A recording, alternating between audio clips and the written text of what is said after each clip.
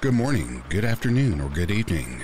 I hope and trust that you are all well. I'd like to take just a quick moment and give a special shout out to the Patreon members. Cindy Cleveland, Tavia S., Interscare Wifey, Samantha, OKV, Tina Mead, Mana Ash, Felicia Scott, House of Jen, and Nancy Wallace. Thank you all so much for being a part of the new membership. Down below in the description box, if you would like to become a Patreon member or a member of Back to Ashes here on YouTube, you can find all of that below. If you like what you are hearing, please give a thumbs up as it does help this video reach the YouTube algorithm. Also, if you're not subscribed, please do subscribe and turn on that notification bell to all so you know every time I upload. It really does help the channel out. As well, if you'd like, the Buy Me a Coffee link is in the description box, and if you'd like to buy me a coffee because you like what you hear, it would be much appreciated. Now, with all of that being said, it is time to go back to ashes. For when we arise from the ashes, we are a bigger, brighter, stronger, and happier person in the morning. Sit back, relax, kick back, grab a snack, or tuck in and get warm, and enjoy this dose of vocal melatonin entitled True Let's Not Meet Stories. Right after this intro, an ad will play, I'll read the first story, and another ad will play. After that, there will be no more ads within this video.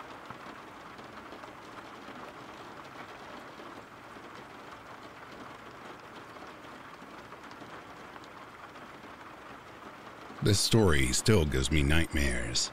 I'm a 21-year-old female. I drive from Miami to Daytona Beach, near Orlando, almost every other week. I make sure to fuel up before I start off, but this one unfortunate day, I didn't. I left Daytona around 12 a.m., driving back to Miami. I drive a black Mustang 40th anniversary. I was literally flooring it home through I-95. The entire route was empty other than a few trucks and small cars here and there. I was jamming to some good music, not paying much attention to what was going on with my fuel tank. Around 2:30, 2:45-ish a.m., the low fuel warning came up. I saw it and started looking for the nearest exit, which happened to be Boynton Beach. I have never been there and had no idea, and still don't, about how the area is. I took the exit and saw that there's a Circle K right off the exit. I was a little relieved because now I at least wouldn't run out of fuel in the middle of nowhere. Now, with barely any fuel left in my car, I pull up to this gas station. It's totally empty. I cannot even see a single car inside or even outside on the road. There were no people other than one tall man in a red-colored jacket walking around near the side of the gas station store where all the parking spots are, but he was not very close to the pump I was at. I was a little scared, but I usually try to shake off my fear by telling myself that it's nothing. The man at this point is looking at the ground, but kind of walking in the general direction of my car. I'm still inside the car, contemplating whether I should get out or stay in. Usually I would have gotten out and fueled up, not being scared. But that day something in my gut told me to lock the door and wait inside until he either goes away or walks past my car. At this point, this guy's just a few feet away from my car, still not looking at me. I'm trying to tell myself, it's okay, he doesn't even care that I'm here, I should get out. But then, my worst fear comes to life. This man looks up straight at me and dashes towards the driver's side door and tries to open it. At this point, it's around 3 a.m., with no other people in the general vicinity. I literally froze for a second and thought I'm going to die. He pulled on the door handle several times, trying to get it open. But then, I somehow got my senses back, turned the car on and floored it. He didn't let go of the door handle until I started the car and hit the gas pedal. I am so thankful that despite the low fuel, my car still started up and drove off. I had nothing on me to defend myself, nothing at all other than a plastic fork I got from Panda Express earlier that day. I still can't get over the whole experience. It still scares the living shit out of me. Creepy man from the gas station, I hope I never meet you again.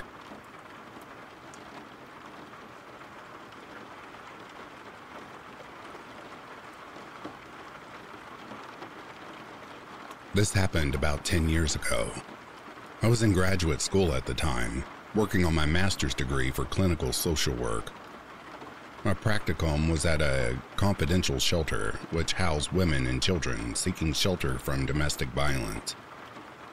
Since I was an intern, I worked a lot of late night shifts. After closing up the shelter, I headed home. It was after midnight and the roads were fairly empty. I lived in a smaller town at the time, so this was not unusual. As I approached the stoplight, I noticed a man a few yards away, walking toward the crosswalk. I suddenly felt very anxious and had an unsettling feeling, so I immediately locked my car doors.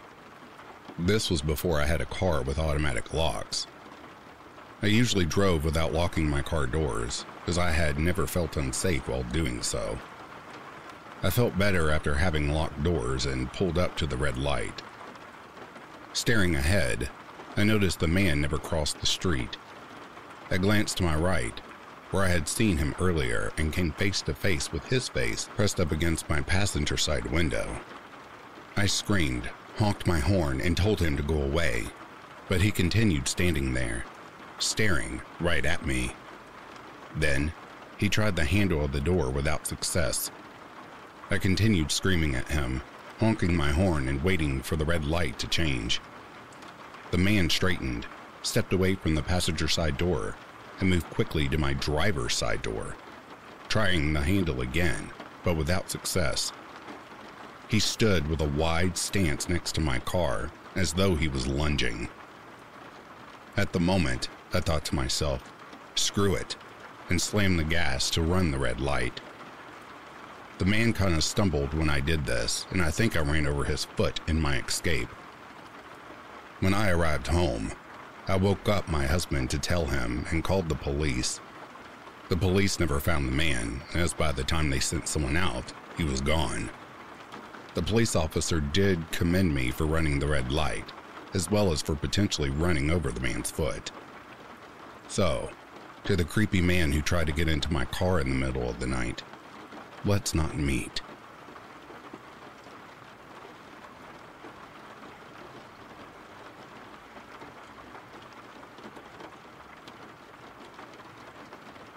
This happened a few years ago. I, a 28-year-old female, was on the way to the BMV before work. For some context, we have two major streets, Lane Avenue and Park Avenue, in our city with many residential streets that intersected both avenues. I was headed south from Lane to Park Avenue. My destination was on Park, on one of the intersecting streets when a woman, about 22 years old, ran out in front of my truck. My truck was an old Ford that did not have automatic locks. I had barely stopped when she hopped into my truck, not even asking through my window for a ride or help. She got in and I told her to get out. She said she was diabetic and it was her birthday, and begged me to go back the opposite direction to her home. I told her no, I had to get to work. She said her boyfriend beat her up. She had not a single scratch or bruise on her, but I asked if she needed an ambulance anyway. It was 90 degrees outside and she claimed to be having a diabetic episode, and she begged me not to call. After a few minutes of her arguing, begging, pleading with me, and me saying no, I finally and forcefully told her I wasn't moving until she got the F out of my truck. At this point, she opened the door and jumped out. I started to drive away as soon as her feet hit the ground. She slammed the door shut and yelled through my window, "Oh yeah? Well, I've just been stabbed." And when I looked in the rear view, she was waiting in the road for the next car. I called 911 and told them what had happened and where she was. I knew if she was truly diabetic in the 90+ degree weather, without food or water, she could become delusional very quickly. But every instinct in my body tells me she had more sinister intentions, especially living in one of the human trafficking hubs of the country. I don't want to know what fate I could have met had I taken her to wherever her supposed destination was. Girl that hopped in my truck, I hope I never see you again.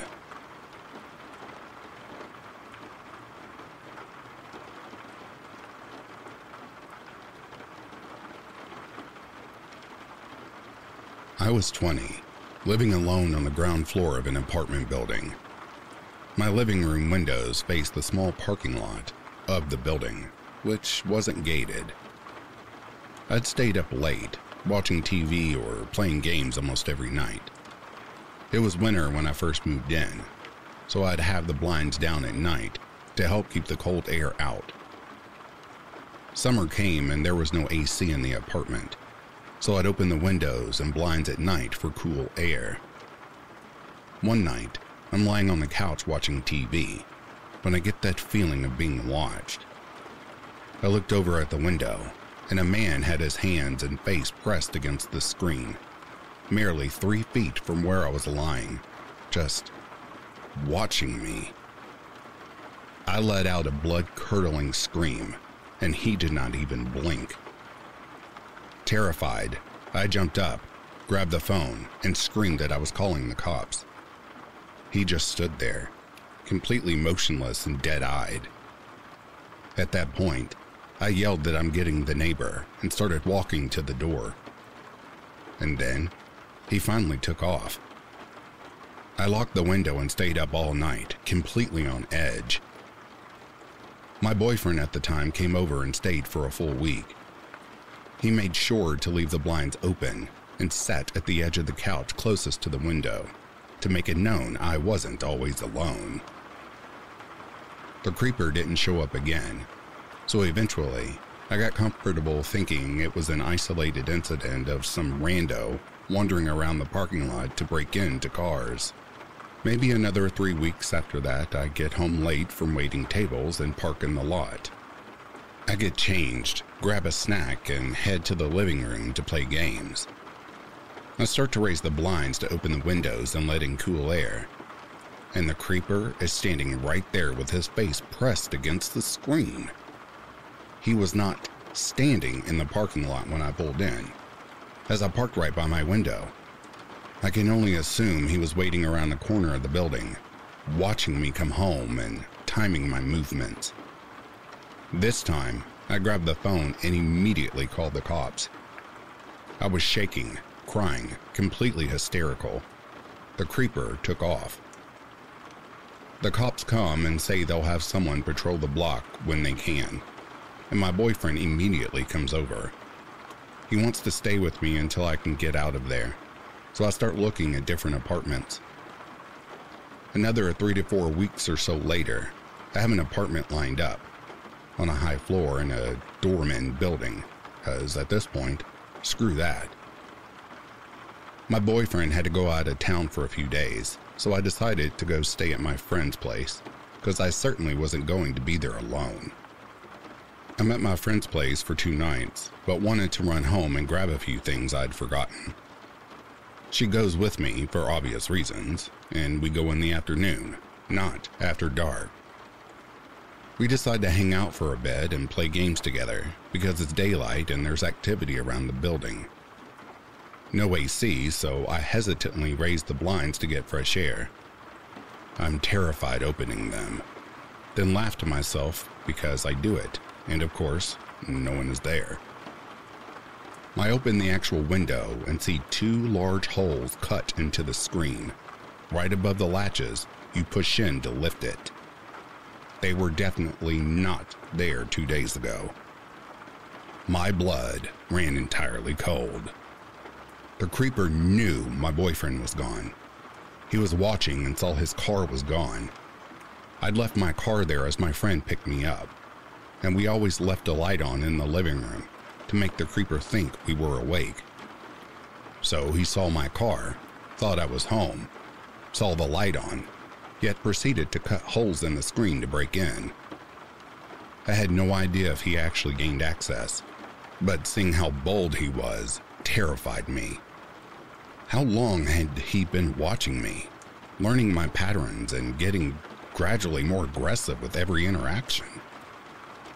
I still sometimes get a chill when I raise my blinds, and it took a long time getting comfortable living in anything but a high-rise. Thanks for the lifelong PTSD, creeper. I hope I never see you again.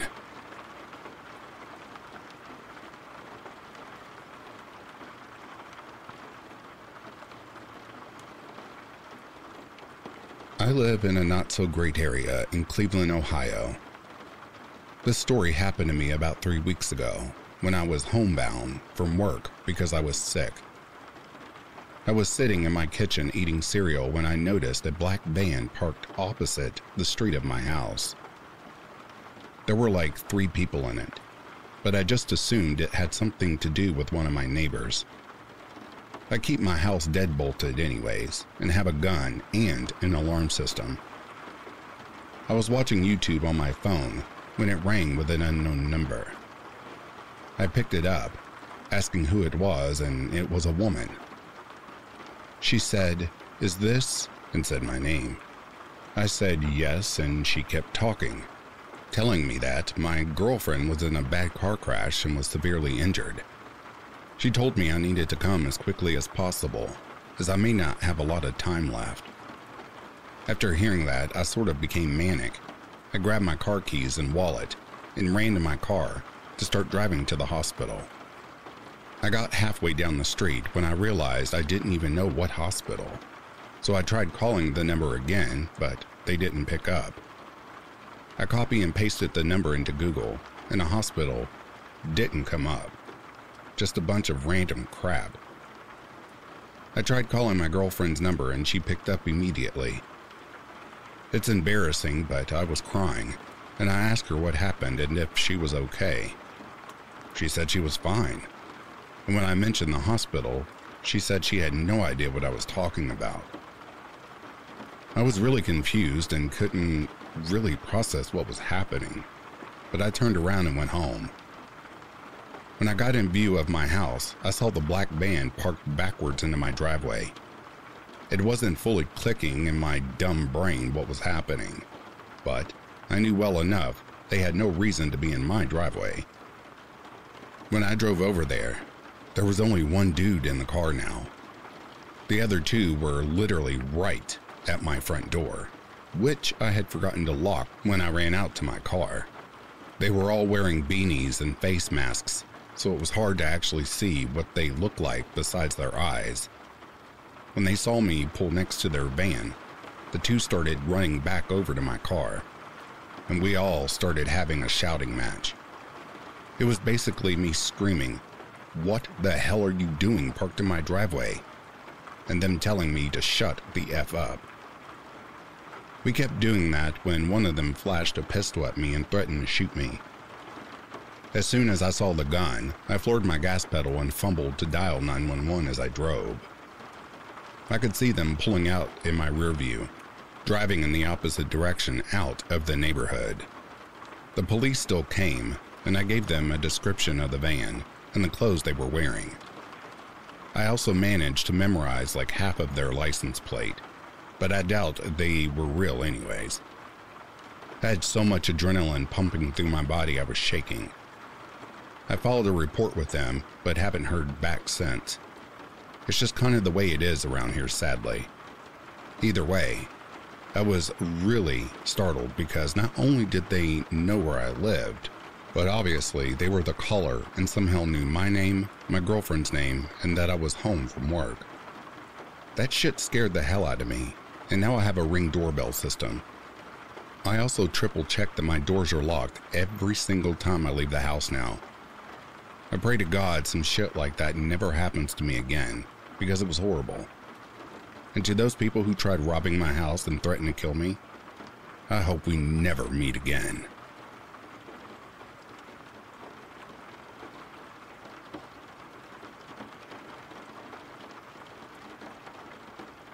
This just happened today, so yeah, this is the scariest shit that has ever happened to me in my life. I am a social work student doing an internship at a mental institution. It's not like other hospitals.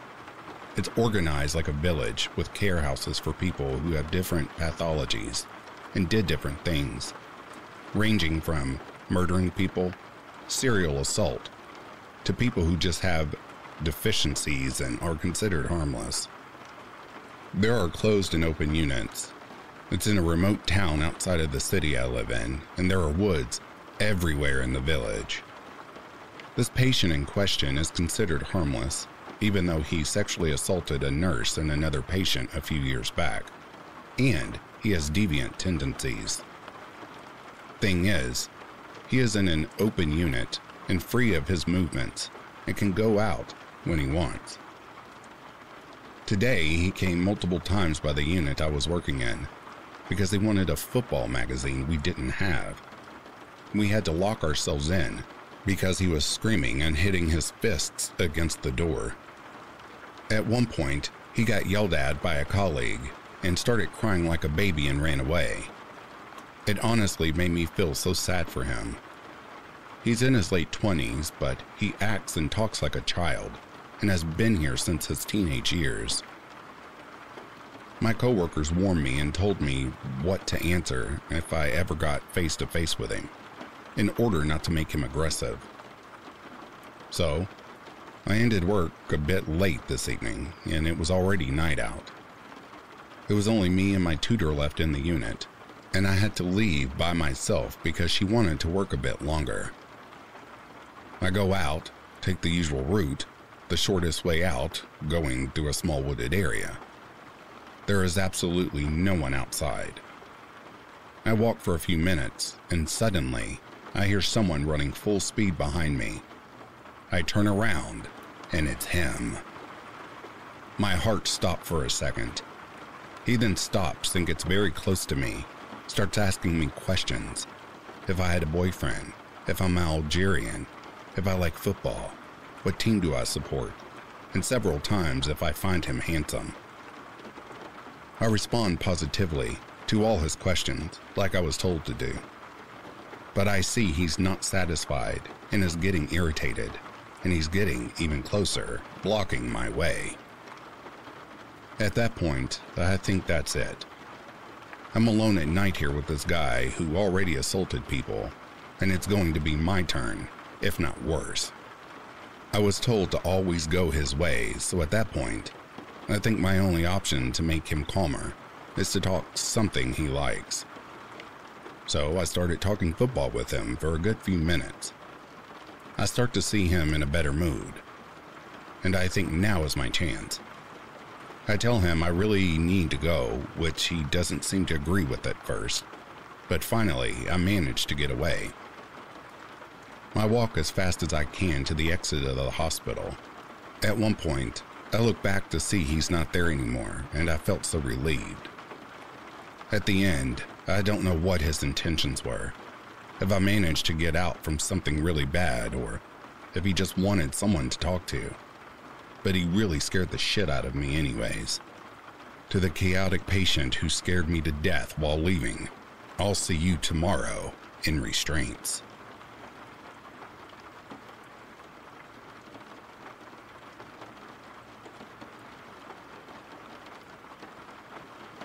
I'm sorry if this is a bit jumbled. I just really need to get this off my chest. My fiance, the 27-year-old guy, and I, the 27-year-old female, are soon to be married and are remodeling an old family home. We started working on the house about 2 or 3 months ago. My fiance bought a bunch of tools to use on the house to renovate. The house has been sitting with nobody in it for over a year. Keep in mind, the house is located in a fairly rural area. A few houses and trailers here and there, but not too much traffic. We have a rodent problem and have been setting traps to catch them. 3 weeks ago, my fiance went to check the traps, and we had a rat that was alive. Long story short, he didn't want to take care of it, so he left. I got off work at 9 and went over to the house to take care of the rat. It was raining and my mom and brother came with me. I went to the back door and it was wide open and water was blowing into the house. I was pretty pissed.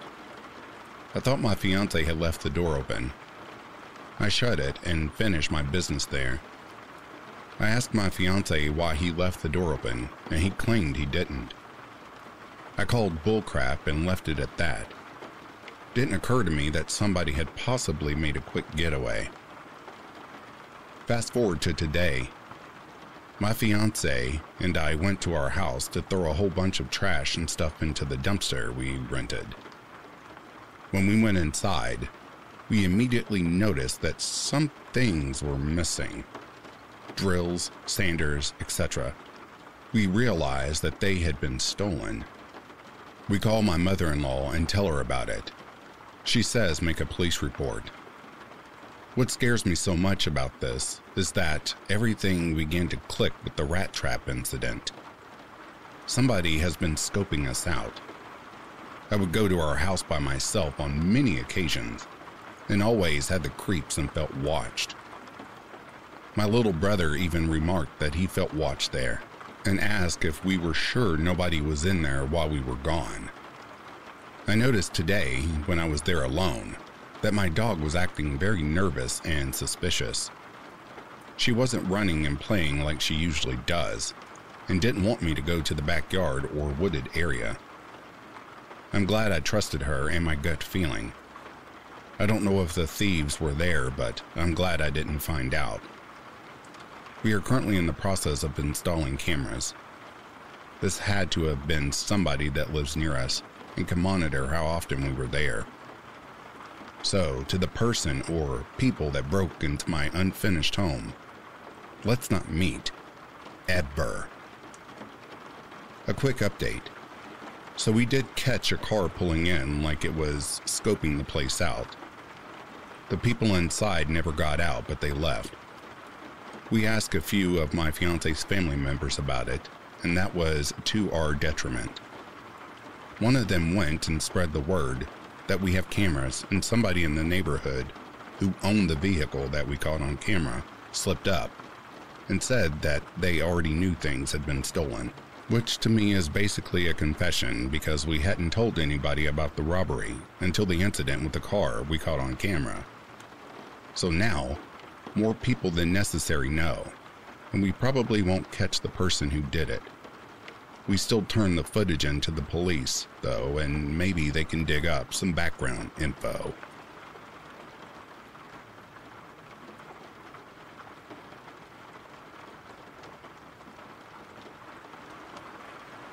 We all make dumb decisions in life, but in this case, I was stupid. Very stupid. I arranged to meet a guy off Tinder, but because of my heightened anxiety about driving, I arranged for him to pick me up outside my place. I had been talking to him for a few weeks at least, but that is not redeemable, and I know that. The choice I made on this day could have ended me, but thankfully I'm still around to tell the tale. The guy picked me up in his car and told me he planned to take us out for sushi. I love sushi, so I thought great. He put in the name of the restaurant into his GPS and we were off, making pleasant conversations on the way there until I started seeing woods when I looked out my window. I felt very confused. We were supposed to be going into town, not into the wilderness in the middle of nowhere. Fear hit me hard then. He said, "I swear the GPS is taking me through here. I didn't choose this path." "Please just get us back to civilization," I said. My eyes were wide and I must have looked like a deer in headlights. His face was really apprehensive, so he must have known that I was scared completely shitless. Oh my God, I thought to myself. I should have just conquered my anxiety about driving and met him somewhere public, or better yet, not met with this guy at all. What the hell was I thinking? I'm going to get murdered here in these woods. I tried checking my phone to see if I could assist him with the GPS, and that's when he said those spine-chilling words. "There's no signal out here." I remember just thinking to myself to try to look calm. Don't let him think you suspect he's onto something. But man, did I feel terrified. The tips of my fingers were cold, while I was simultaneously sweating. If he was going to kill me, part of me wanted him to get it over with, so I wouldn't be left in anticipation. His forehead was perspiring. He kept saying, "I swear I'm not doing this. and trying to get us back en route to the sushi place. I said, "I don't care about sushi anymore. Get us to a gas station, anywhere with people at this point." He said, "I don't have a shovel or weapon in my trunk or anything, if that's what you're thinking," which did little to calm my nerves. We finally reached the restaurant after what felt like an eternity. I'd never been so scared in my life. I didn't have much of an appetite, and I was physically trembling when we arrived. But I figured he didn't kill me when he had the chance, so I guess it was safe now to continue with our date. I already planned on taking an Uber home, because I didn't want to go through that experience again. I was shocked out of my mind when he then asked, "So when do you think we'll have sex?" I nearly choked on a piece of sashimi. What? I didn't know where this was coming from, and I didn't know how he could ask me something like this, now on a first date, when he literally saw me pale as a ghost just moments ago. "You know, like how long will you make me wait for sex? A day? A week? A month?" I stared at him dumbfounded. I couldn't respond because I was utterly speechless in that moment. "Well, I can't wait a whole month. I'm telling you now," he said. I didn't say anything, and the rest of the date was insanely awkward.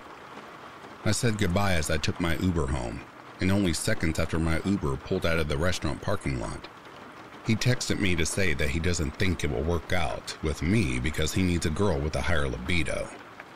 I didn't argue. I just texted back a simple, "Okay," ready to be done with this man. When the Uber driver drove me home, he did not take me through the wilderness pathway of a potential murder site. He took me home through the streets, other cars, lights, the sweetest scene to my immense relief.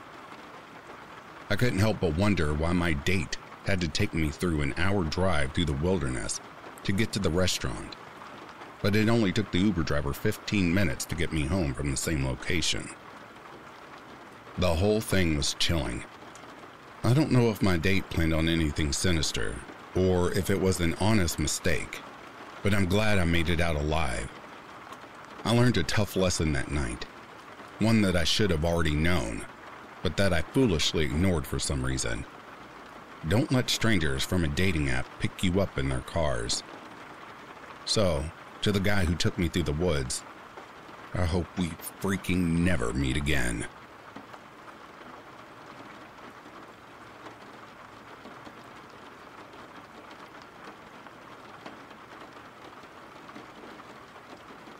Alright, I spent my entire slow day at work yesterday reading through all the true Let's Not Meet stories. So now, I want to share a little of my story.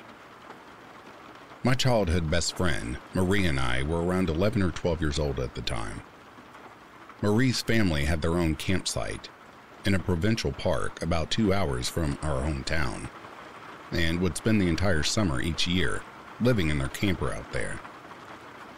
This particular summer, I was able to go and stay with them for a week, and we were excited to spend our time adventuring around the forest.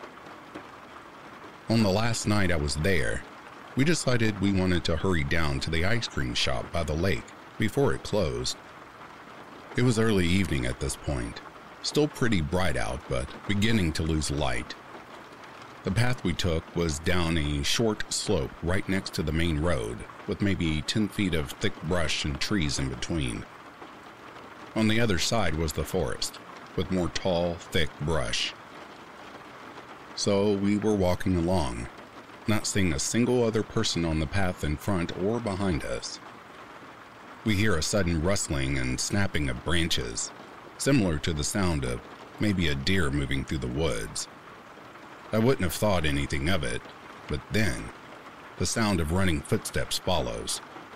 Marie glances back and suddenly grabs my arm, urging me under her breath not to look back. At the same time, the running stops. I don't know why I didn't ignore her and get a look myself. I guess I could sense the very real fear in her voice and chose to listen. We both start to panic, getting that feeling like when you're running up the stairs from turning the basement light off. We pick up speed as much as we can without breaking into a sprint, knowing the ice cream shop is only about a minute walk away at this point. The path soon breaks and we are in a parking lot. Suddenly, Marie steers me hard to the left, heading towards the lake and the boat rental instead of continuing straight to the ice cream shop. And I go along with it silently, understanding ice cream is no longer an interest right now. Marie is clearly panicking at this point. We are both looking around, but it seems whatever scared her is nowhere in sight. Marie walks up to the boat rental and gets us a kayak, and we climb in and begin to paddle out to the middle of the lake. As we paddle, she tells me that there was a man behind us, and that the man had stopped running at us very abruptly upon making eye contact with her. He had been wearing a long black coat with the hood up despite it being the middle of July, had a terrible smirk on his face, and she swore that as he stopped running, she saw him put something shiny away in his coat. He appeared to have just emerged out of the bushes after we walked past, giving the sounds we heard right before he came running onto the path. We reached the center of the lake and stopped paddling. I pull out my Nokia brick phone that my parents had, thank God, given me just in case. I hand it to Marie and tell her to call her parents to come pick us up. As the phone rings, I see her look out past me to the shore and go pale, lifting a hand to point to what she's seeing.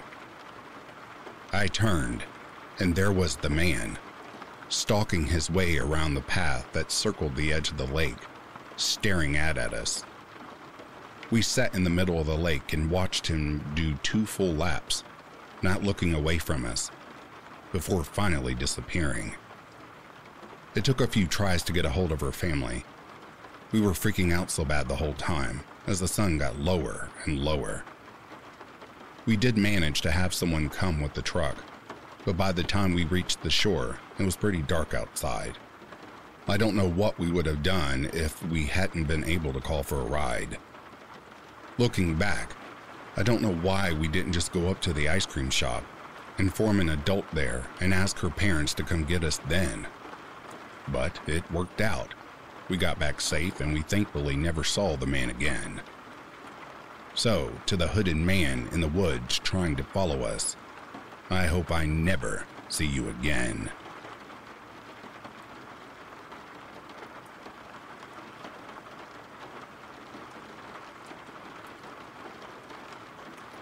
This was back in 2013, when I was living in New York City as a 23-year-old. I was living with my best friend from college on the west side near Times Square in K-Town. I was going through some tough times back then, as I was unemployed at that time. I had a lot of time, so I would go on walks by myself to clear my head from time to time. One night, I was feeling especially depressed, so I decided to walk to K-Town to grab a drink by myself. I'm Korean, by the way. I walked into a Korean bar, and I got some weird looks from the waiter as I asked for a table by myself. After ordering a couple of soju bottles, I was feeling pretty drunk, so I decided to walk back home. However, as I was exiting out of the bar, this Korean guy followed me. He looked very normal, just like a nice Korean guy. He told me that he saw me drinking at the bar by myself, and that he would love to walk me home to make sure I get home safely. I politely declined. After all, my apartment was pretty close. But he insisted, and he looked so harmless that I decided to take him up on his offer. We walked like 10 minutes, I think, and it was quite pleasant. We were both a little drunk, but I remember talking about all sorts of things, nothing personal. When we finally arrived at my apartment, I thanked him and wished him farewell. Now, my apartment was a 5-story walk-up, and there was a main door where we needed a key to open to get into the building. We didn't have a doorman. I didn't think much of it, and inserted the key to open the door and went in. The door takes a while to close shut, and it was my mistake for not checking before I went upstairs. While I was approaching the second floor, I heard someone grab the door from closing, and I heard footsteps coming up the stairs. I literally got goosebumps all over my body, and I felt like I was in danger.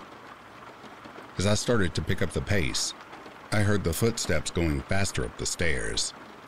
I lived on the 5th floor, and I started to run up, clutching my keys in my hand. The guy started to run up the stairs as well, and I can literally hear him getting closer and closer to me. This all happened in a couple of seconds, but it felt so long. I finally got to my floor, and as I tried to open the door, I looked back and literally saw the guy's head on the staircase. I rushed to open the door, and I managed to close the door right on his face.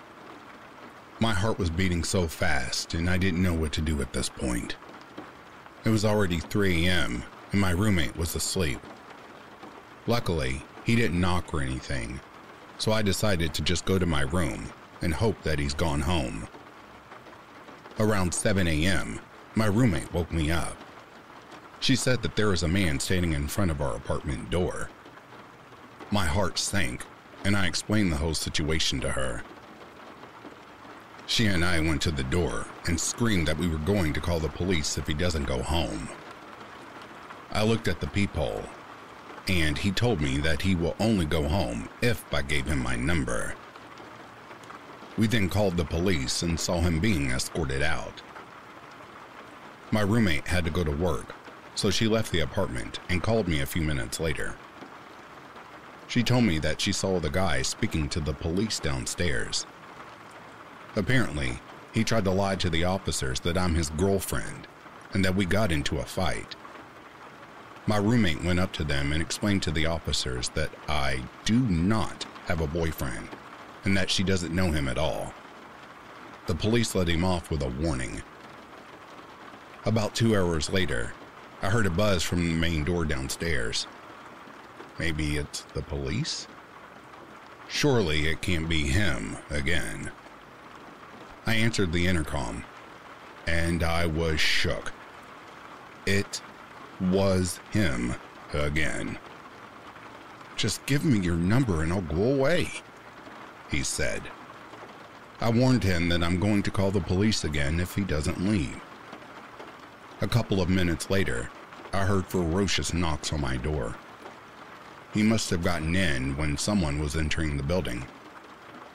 I was so scared at that point, so I immediately called the police. Unfortunately, the guy ran away before the police got there. The worst part about this experience was that my roommate and I were so scared to leave and come back to our apartment.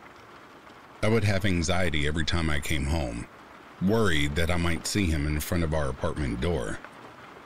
For about a week, the police escorted us when we felt scared. Thank you, policeman. I never saw him again, but it was one of the scariest moments of my life. So, creepy stalker dude, let's not meet.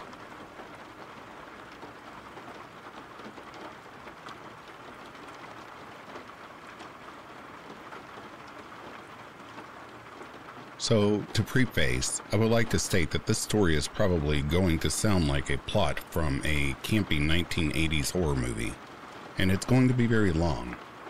However, this entire story is true. If not for being 5 miles from cell reception and the way the story ends, there would be a police report for verification. I will be changing names, locations, and some details in order to protect the privacy of the innocent. A buddy of mine and I try to camp twice a month, now that I have a vehicle that can be trusted to get me to some of the more remote areas of our state. We planned a camping trip for this past weekend, February 18th through February 20th. We chose a fairly remote location we had been to the previous weekend. The previous weekend, we were the only people we'd seen within 1 mile of our camp spot. Friday night, we got there and set up. The story takes place Saturday night. It's about 9 p.m., so the sun is long gone and the moon hasn't quite risen yet. It's pitch black out, other than what our fire lights up. Suddenly, we hear a man screaming. We listen intently, silently sharing an anxious look. At first, we were hoping it was someone drunk and having a little too much fun. But it quickly becomes obvious that this isn't fun party screaming. It isn't even like he's hurt. It's full of despair, anger, and anguish. I'm going to take a moment to remind you that this is at 9 p.m., pitch black night, in the middle of nowhere woods 5 miles from the nearest cell phone signal. We hadn't seen anyone in hours.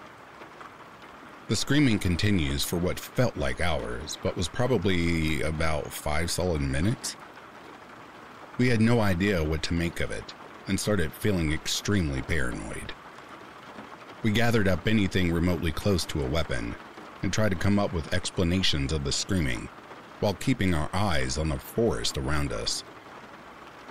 After about 15 tense minutes of fear-induced paranoia, I nearly fell out of my seat as I watched a flashlight and lantern slowly enter our camp. I greeted the stranger with the basic, "How's it going?" before he was even lit up by the fire. He responded quickly but flatly by asking if we could do him a favor. "That depends on the favor," my buddy and I said in unison, obviously tense, holding our weapons close to us. The stranger proceeded to ask if he could hang out for a second by the fire. Given the 2 of us and 1 of him, plus our myriad of weapons gathered from around camp to within our arm's reach, we decided to agree and let him hang out. After a short second of awkward silence, I asked him what the hell was going on. He proceeds to tell me and my buddy that he was camping down the trail with his buddy, and that his buddy had snapped and tried to kill him. "Wait, what?" I said, before the thought even finished processing in my head. "Is that the screaming we heard earlier?" The man slowly nods, staring blankly into the fire, and begins his story. "We were just hanging out, man. He came up earlier today, and my buddy just freaked out. He started screaming and just wouldn't stop. Then he attacked me. He lunged at me, and I told him to just back off and chill, you know? Well, he kept coming after me, and it started getting pretty violent. And I'm pretty sure he was going to kill me, so I grabbed my car keys, the lights, and ran. I don't know what to do, man. He chased me when I ran, and I don't know what to do. We don't have firearms or anything, but we do have a hatchet." My buddy and I look at each other for a second, completely astonished. Then something horrible dawned on me. "Wait, he chased you? Like he's on his way here? Right now?" The man just slowly nods in reply. And right on cue, like some horrible horror movie come to life, we hear screaming from maybe 30 to 40 feet away from our camp, down the main trail. "I just want your effing balance, Gary. I want your balance. Gary, Gary, where are you? Where are you, Gary?" I never in my life heard a man scream like this. I've never heard anything like it in my life. It was a brutal, guttural scream that was shrill to the ears yet deep in pitch. The sound of someone gone completely mad, and the way he said the stranger's name would switch erratically from long and sing-songy to short, guttural punches of sound. We killed our lights, became silent, and listened. By some miracle, the madman didn't notice our camp and continued walking down the trail, screaming the whole way. We ended up chatting with who we'll call Gary for hours, listening to the screaming getting further and further. Come to find out, they had taken 4.5 to 5 grams of magic mushrooms each, and his buddy, who we'll call Ty, was a co-worker of his and was fine for 3.5 hours, then suddenly snapped. It seemed as though Ty thought he could kill Gary and steal his good trip. We hear the screams get further and further for over 2 hours. By this time, it's 11 p.m. The moon is starting to come out, and it's below 30 degrees Fahrenheit. Ty had no jacket or flashlight, according to Gary. My buddy and I are way too drunk to drive out of camp to get cell service, as it was snowy and icy, and required 2 to 3 miles of highway driving after getting off the trail. And Gary was still lightly feeling the effects of weed and mushrooms, so he couldn't drive either. We had to make the decision to let the guy wander, hope he sobered up and could find his way back. And he did. Oh, he did. Right into our camp. We hear yelling after about an hour of no screams, maybe 30 to 50 feet from camp again. "Hey, help. Please help me, I'm lost." And we can tell the man's walking from the woods into our camp. We told Gary to hide just in case, and greet the man with me carrying my 12-gauge shotgun and my 40 caliber pistol holstered, my buddy carrying his AK-47 style rifle and his 2 9mm Glocks holstered, and with our flashlights on our brightest setting in his face. He was about 6'2", 6'3", and approximately 300 pounds. We talked to him, decided he was calm enough to walk with, and walked him back to his camp.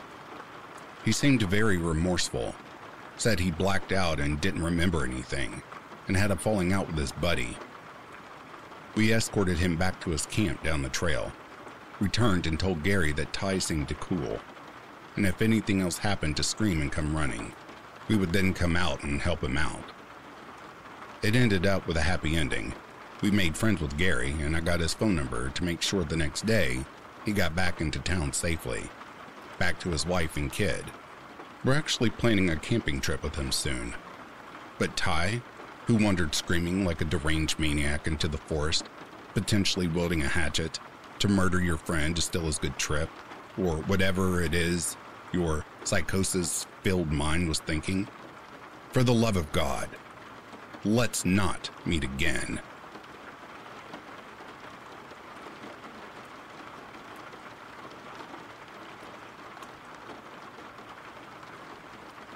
I was reminded of him just last week. After almost 5 years of not hearing from him, I saw him again last week. I will try my best to summarize this nightmare. Some things to note which are important to the story. 1, it happened in 2017, and during that time, we went a whole year without having neighbors on either side. So basically, we're cramped between 2 empty houses. Number 2, the streetlight in our lot had broken, and despite multiple reports to the council to fix it, nobody did. One evening, my family went out for groceries. I was left home alone. The gate was still wide open when they left because the water pipe was located outside. I used it all the time because back then I had rabbits, so I used it to fill their water bowls. That day was no different. The sun was already setting by the time I went out to fill the bowls, feed the rabbits, and then lock the gate. It was literally 5 minutes after I locked the gate that someone was outside. Since the sun was already low on the horizon, and with the streetlight broken, I can barely see his face. He was outside with a van, shouting for my attention. He said something about his company sending him over to do some property surveillance. It was suspicious, all right, so I ignored him and went inside. Later on, when the night got dark, my family still hadn't returned. I was inside watching Chicken Little when I heard some commotion outside. I didn't directly look at it, but I stole some glances and saw someone outside, like literally in front of my gate. He was shouting for my attention again. And guess who it was? Yep, the guy from before. I recognized his voice and again, paid him no attention. After a seemingly long few minutes, it got quiet outside. I took another peek out and, holy crap, He was attempting to climb into my house. I was so shocked that I couldn't move. But luckily, that time we had a dog named Buck, who passed away not long after. Bless his soul, rest in peace. He was probably napping in one of his hiding spots and sensed some presence. As soon as the guy saw Buck coming at him, he stopped climbing and rode away on his bike. No more van. That was that. But ever since then, I kept seeing him still. How do I know it was him when I can't even see his face in the first place? Well, because after that particular incident, every now and then, there was always someone hanging literally outside our gate with his bike. He was always making this weird sound too, like when you purse and smack your lips. And every time I reported it to my dad, the guy would always ride away as soon as he saw my dad checking. One time I was at the backyard collecting my laundry. If you stand on the left side of the gate but facing in, you can see the area in our backyard where we wash and dry out laundry. And he was standing right there, making those weird sounds again, which drew my attention. I yelled for my dad, and again, once he saw my dad, he booked it out of there. This had been going on for almost a month. While he hadn't actually posed as a threat, it was enough for me to feel uncomfortable and unsafe, to even want to go out at night by myself. Oh, but it got worse. My room is on the outer side of the house, so I basically have a window that faces the front of the house, but my room is situated on the right side of the house, if you're looking at my house. So my direct view is the overgrown bushes covering the fence. If I peek my head out the window and look to the right, I can clearly see the gate. One night I was in my room doing some work on my desk.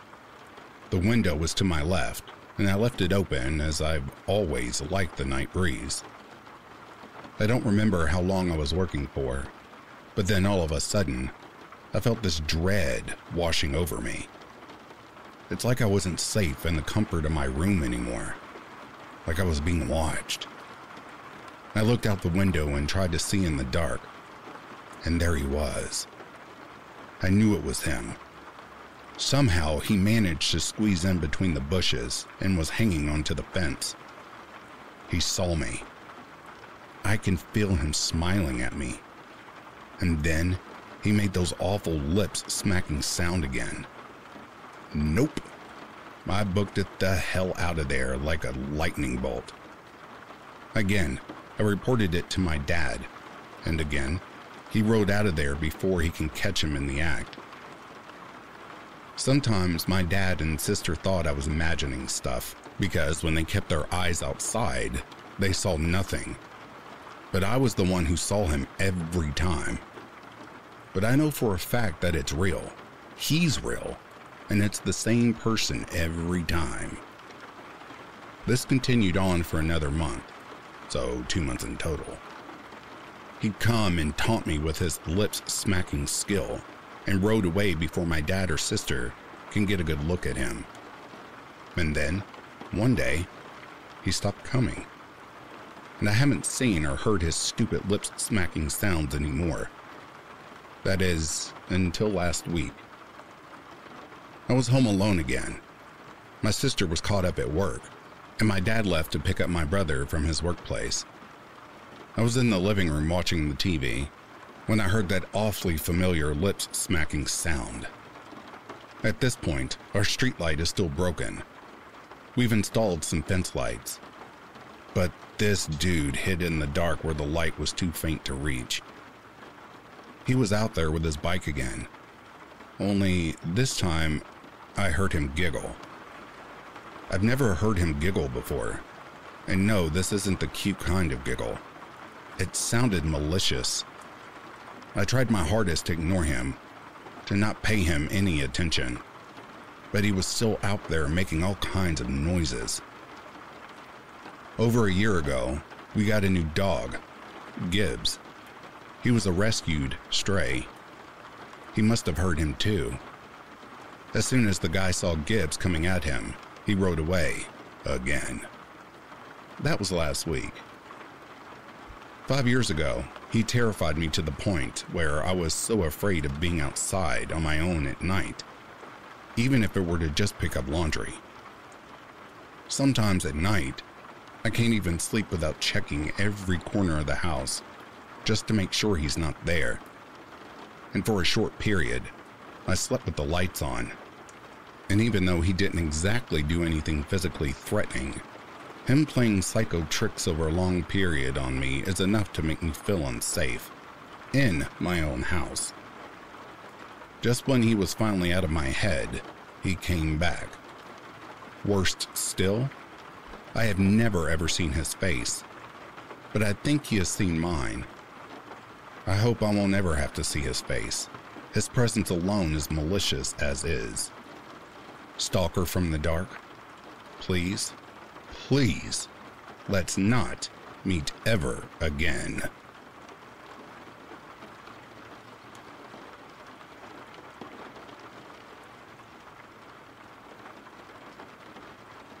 And that, dear listeners, is the end of these true Let's Not Meet stories. If you are sleeping, I hope Slumberland is treating you kindly. If you're awake, I hope you've enjoyed this collection. Until next time, I'll read to you soon. Have yourself a good morning, a good afternoon, or